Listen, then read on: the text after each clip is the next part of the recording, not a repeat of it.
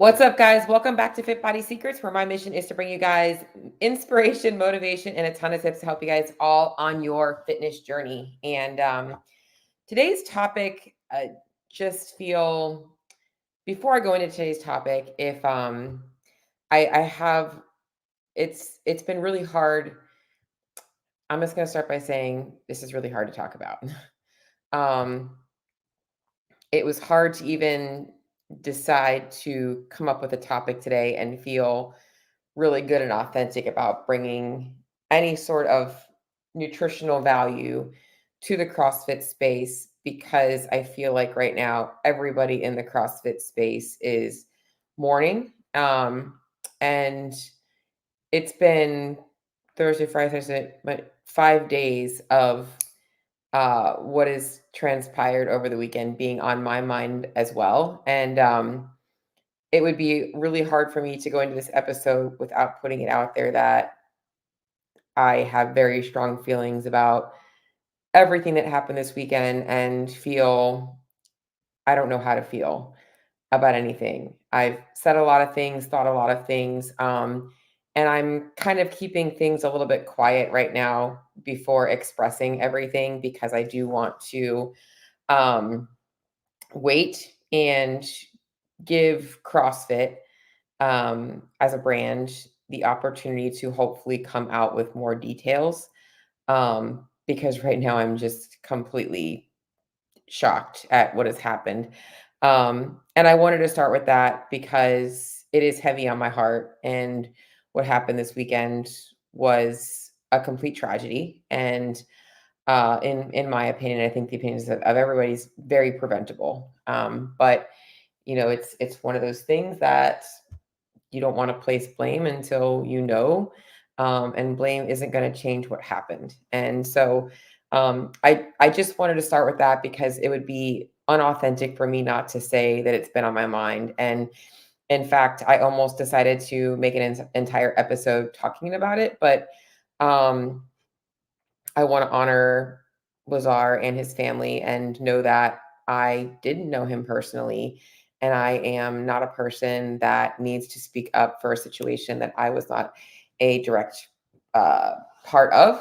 And again, as I said, I would like to wait and give CrossFit the opportunity to come out with more details before I can kind of disclose my full opinion. Because it, I will say this: the one thing about what has happened this weekend is, and I've been speaking a lot about it on my Instagram stories, is like it was just a really big reminder of how unbelievably powerful the CrossFit community is outside of the actual games, outside of the affiliate, like the connection that is shared between CrossFitters across the globe.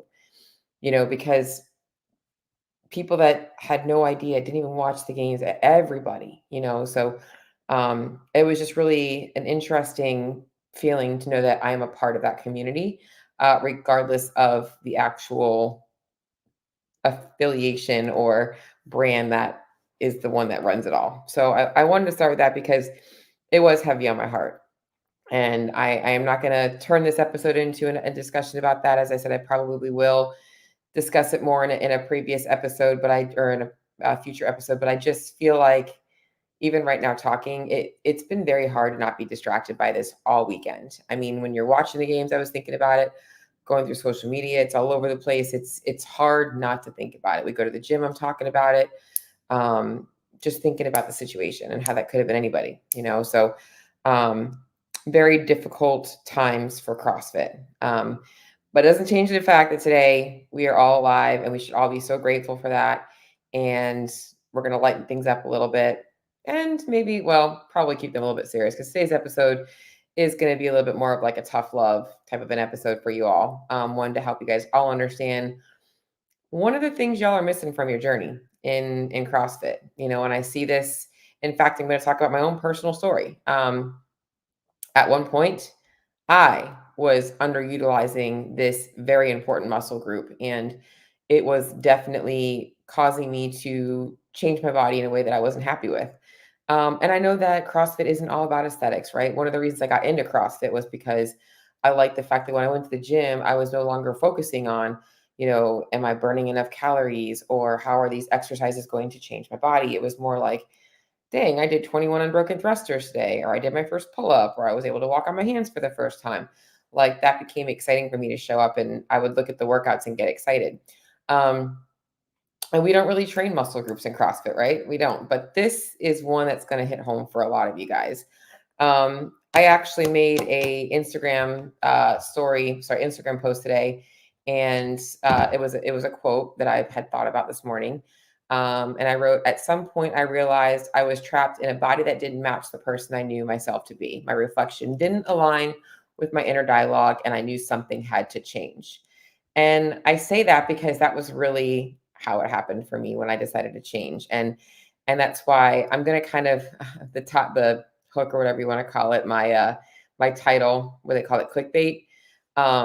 You guys might be thinking that I'm going to be talking about how to spot reduce belly fat, how to get rid of the cellulite on your legs, how to, make your arms look more toned, whatever it is you're looking for, how to get a bigger chest. And that's not what we're going to be talking about today, because as I said, in CrossFit, we typically don't train muscle groups. We train movement patterns. But when it comes to the missing link for a lot of you guys in your journey, in terms of, hey, I work out hard, but I'm actually not seeing the results that I want to see, or I'm putting in the effort in the gym, but I can't figure out how to lose weight. And, a lot of people that come into the CrossFit community are overweight, obese, and you need to change. And, or maybe you have been something that's been active for a long time, but you're missing some things to change your body to feel more confident in yourself. So I don't care if you have 5 or 10 pounds to lose, or if you have 50 or 100 pounds to lose, these same principles are going to apply to you guys. And we're going to talk about it today. And we're going to hopefully give you guys some tips. I'm talking about we, like we're talking, like listen to me. I sound crazy. I'm one person. Give you guys some tips to hopefully help you be successful in changing these things. So the most underutilized or undertrained muscle group in CrossFit, and this is really in any other fitness world. You're working hard, you're busting your ass, you are neglecting the importance of, well, not neglecting it altogether, because you know it, of self-control and willpower. And today, that's what we're going to be talking about. And it's a touchy subject, because I feel like in one side of my head, when I hear the words self-control, discipline, and willpower, I have like a picture of like Jocko, like screaming at somebody who's like about to eat a cookie. And he's like, put the cookie down. And he's like screaming at them. And like the person's like, oh my God, I just want to be able to eat the cookie. And like, it can feel like this, oh my God, like this is so harsh, right? Like it can feel almost like in a way where you feel like, inferior, right? And that's not, I think the biggest misconception is that self-control and discipline and willpower are these like tough, like these really tough people, and they're like, really resilient. It's not really the case. But the reality is those traits need to be trained. And for a lot of people, they don't know how to train them, and they're utilizing them and abusing them entirely too much. And it's why they struggle, and I mean, I'm going to, how many of you guys can relate to like, I know what I got to do. I just got to do it. Right. Like, it's not always that simple. I know if I just eat better, I would be fine. I know if I could just stop, stopping at that coffee shop every morning, everything would be good. But that coffee tastes so damn good, you don't want to give it up. So like it's understanding that there needs to be a training stimulus, just like everything else you guys train in CrossFit, on these two specific traits. And that's why I'm calling them a muscle group, because they are something that needs to be trained. And I'm going to kind of keep them coupled together, self-control, willpower, because they're kind of one in each other, right? Like if somebody has willpower, they probably have some pretty good self-control. But this is truly the key to any goal you want to achieve, whether it's related to your body composition, losing weight, whether it's, working towards developing skills, whatever it is you're looking to do, you are going to need to practice these things, because guess what? When you're practicing a new skill, super fucking frustrating, right? Like we've all been there. Like, how long did it take me to get a muscle up? How long did it take me to get a handstand walk? I fell and I failed over and over again. And I watched other people and I was like so jealous and I would be the last one done in a workout, but I kept persevering. And it's the same thing in everything else in life, right? Even outside of the gym, there might be things that you're trying to achieve that you just feel like it's really hard, right? It requires self control, willpower, and discipline. But these things are very, very, very important in order for you guys to see results. Like you cannot achieve fat loss without self control, willpower, discipline, hands down. Doesn't matter. And you cannot maintain fat loss without those traits. So anybody that's telling you that you don't need those things is lying to you. Fat loss is not easy. Maintaining fat loss is not easy. It becomes easier over time, just like everything else that you do. You first start CrossFit, it feels really scary. You're scared to even walk in the door. You walk in the door, you get okay. You do your first workout, that was scary. It was really hard. And you finish it, you're proud. But then you go home and you're sore and you're like, oh shit, I got to go back tomorrow. Right? Like, but over time, all that stuff gets easier. It's the same thing with nutrition and learning how to make this stuff easier. And I'm going to really target this towards nutrition because my goal for you guys is to understand that in order for you to lose weight, lose fat, get leaner, get stronger, get fitter, nutrition is at the foundation of CrossFit's methodology. If you are not dialing in your nutrition, you are missing the biggest thing that is going to factor into your results, regardless of what your goals are. Regardless, if you're going to, and maybe you don't have any goals, maybe you just go to CrossFit because you like it. That's fine too. But then this episode probably isn't for you. You're probably like, I'm fine just being the way that I am. And that's okay. But if you are looking to make changes and maybe it's just you want to feel better, nutrition's the foundation. You've got to have these things dialed in. So I'm going to start by talking a little bit about some things that we can do to help make self-control and what makes self-control and willpower easier and harder. And the first thing that I want to talk about is environment. Let's just talk about CrossFit, right? Why does CrossFit class feel so awesome? Because you're doing workouts with other people, right? It's a lot easier to push yourself when you're in a class of other people pushing themselves rather than when you're at home. Everybody knows that we work out a little bit harder when we are being pushed by other people. When you're around other people that value the same things as you, it makes it a lot easier for you. And I like so for instance, you're the one trying to dial in your nutrition and you show up at a dinner table and everybody else is also dialing in their nutrition. So everybody's making healthy choices. And it's easier, right? Because everybody else around you is doing it. Now put yourself at a table where everybody's eating whatever they want. Now you suddenly are like, I'm the only one, I'm singled out. It makes it that much more difficult. So your environment plays a huge factor in your food decisions. And one of the hardest things I think that a lot of people deal with is that there's so much junk food around. And it's not all your fault. It's you've got kids, you've got a husband, you've got entertaining people, you've got all this shit just in your cabinets, in your kitchen, at your, whatever you want to have, you can go grab whatever you want. It's convenient, right? It's easy for you to choose the wrong things. Again, environment is like I said, you go out to dinner and your husband's like wants to like eat whatever he wants and it's making it harder for you. He brings home pizza and you're like, well, I'm trying to clean up my diet. I don't want to eat pizza. And there can be levels of maybe some stress when you're talking to loved ones about the changes that you want to make. Your environment plays a huge factor. At work, people at work are ordering in, or there's candy in the office desk. Like all of these things are going to make it easier for you to default to the wrong things, right? So the first thing is we have to look at changing our environment. And we can't always control everything in our environment. We can't obviously tell other people at work to stop ordering out. We can't do those things. We can't, make those decisions for other people. But we can work to improve the quality of the food that we have available to us and make those things more convenient. And I'm going to be honest, guys, and this is true.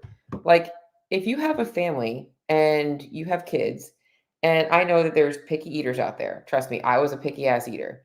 Okay, but if I go back in time and I think about it, is why do we have to have so much junk food for our kids? Like, I get it. Kids are, but they don't need to have five different types of sugary snacks in the cabinet, five different types of chips, different juices. Like, I think that the more you're giving yourself these reasons to have this food at home, you're making it more difficult for yourself, but also for your kids.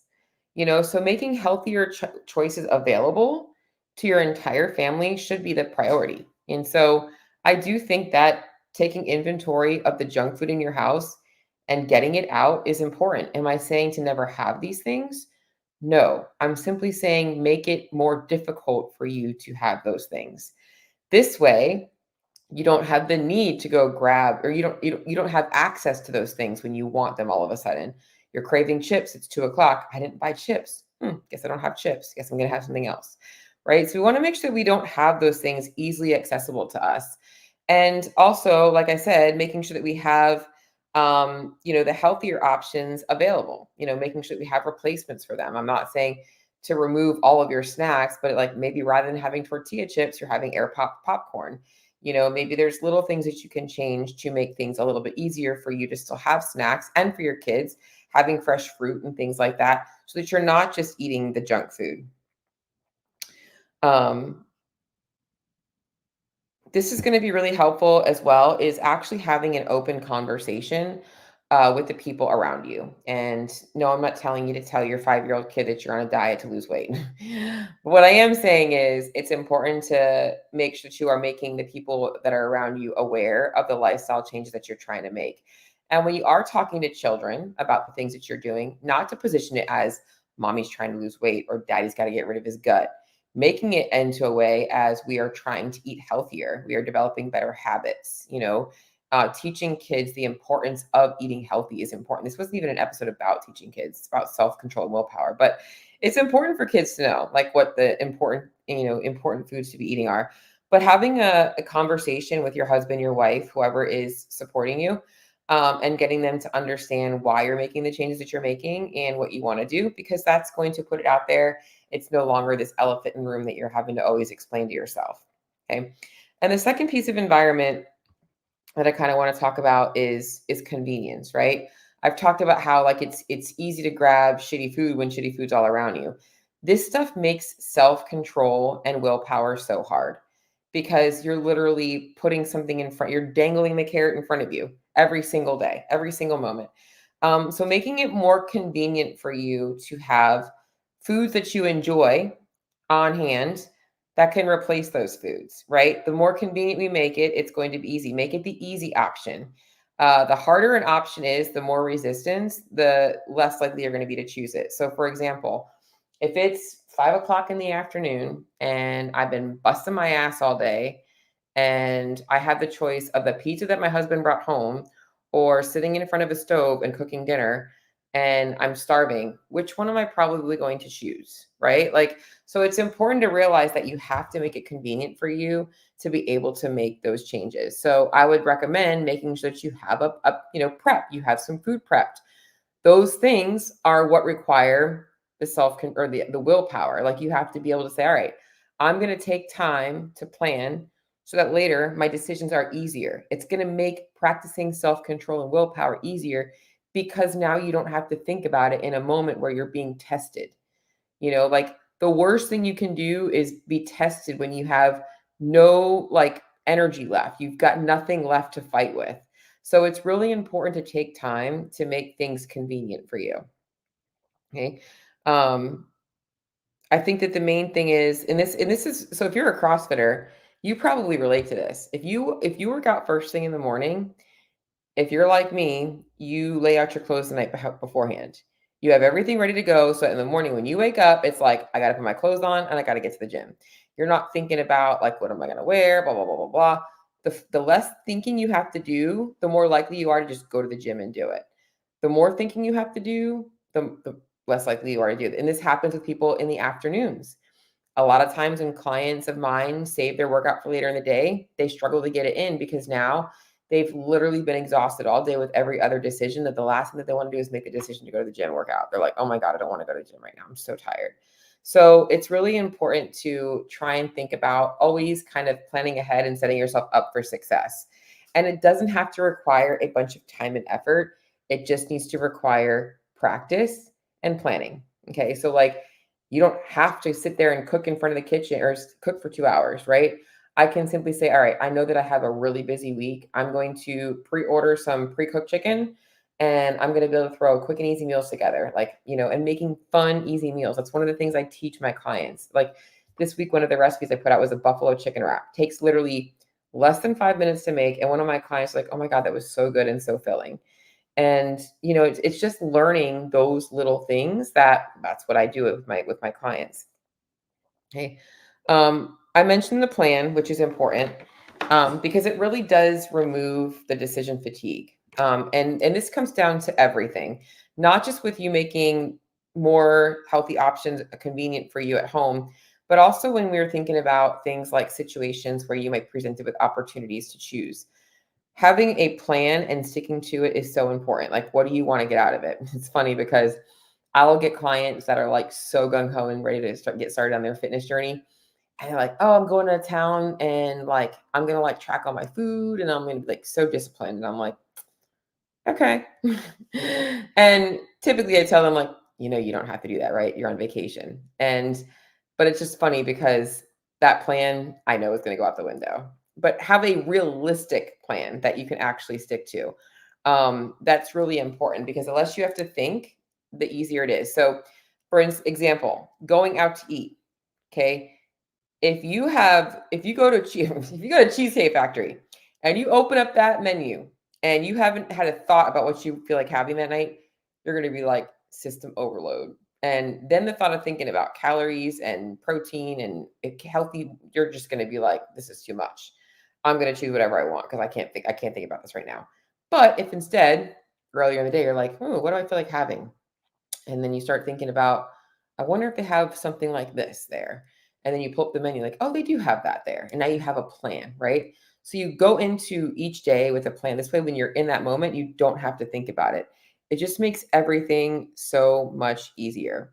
And I think that the next thing to kind of talk about with these changes is that, like, it's going to take time, right? So kind of talking about training these muscle groups is kind of what I want to shift into. Muscle groups, self-control and willpower is it's going to take time, right? So like just like every other thing you do in the gym, whether it's learning a skill, whether it's getting stronger, squatting more weight, like it takes time. You don't just develop these skills and this strength overnight. You got to put in lots of work at lower percentages, at modifications, and then over time things build. It's going to be the same thing here. And this is where I think the biggest problem lays. And most people, when it comes to self-control, willpower, discipline, they go all in. I'm going to do the sugar detox. I'm going on this Whole30 challenge. I'm removing all carbs from my diet. I'm going carnivore. I'm doing this extreme change. And what happens is self-control is much harder to practice the harder you work. Willpower is finite and you will break down. And this is why it's so hard for people to maintain fat loss and diet changes, because they do things in such an extreme way rather than a progressive way, rather than looking at the minimum effective dose and seeing what they can manage. They go the hardest way. Imagine me telling you that I want you to run a mile, but I want you to run a mile in 6 minutes, and you can't even run a mile without stopping. Like, would that not stress you the fuck out? You're like, that's impossible, right? It's the same thing here. It takes so long to change habits. In fact, there used to be this whole like 21 days to break a habit. Studies have showed it actually takes the average of 63 days to break a habit, with most people seeing the best habit changes at around the 128-day mark. So it takes a lot longer. And if you think about it this way, if you've been living, eating, and your habits have been essentially an accumulation of the last 10, 20, 30, 40 years, it's not going to change in 6 weeks. it's literally just a tip of the iceberg. And you've got to keep going with that stuff. And it takes time. You're going to have a constant awareness about what you're doing. So if you really want to know the truth about making the biggest changes with your body composition, with your health, with your performance, with really making the commitment to changing your nutrition, you have to realize that self-control, discipline, and willpower are a necessity. And they are things that need to be trained and practiced that will help you over time. So if you're looking for the keys to train those things, you need to make sure that you are committed to these things. Number one, it takes time. So don't rush the process. Focus on one or two things. And I think that that comes down to looking at what you can change in your environment. That is the easiest thing to change that will help make you practicing self-control and willpower that much easier. And it might simply be looking in the cupboard and saying, we have entirely too much shit food in this cupboard, and throwing it away. And don't be afraid of wasting food. Give it to your neighbor, do something else. Whatever it is, make it more convenient for you. This way, once that happens, now you don't have to practice so much willpower.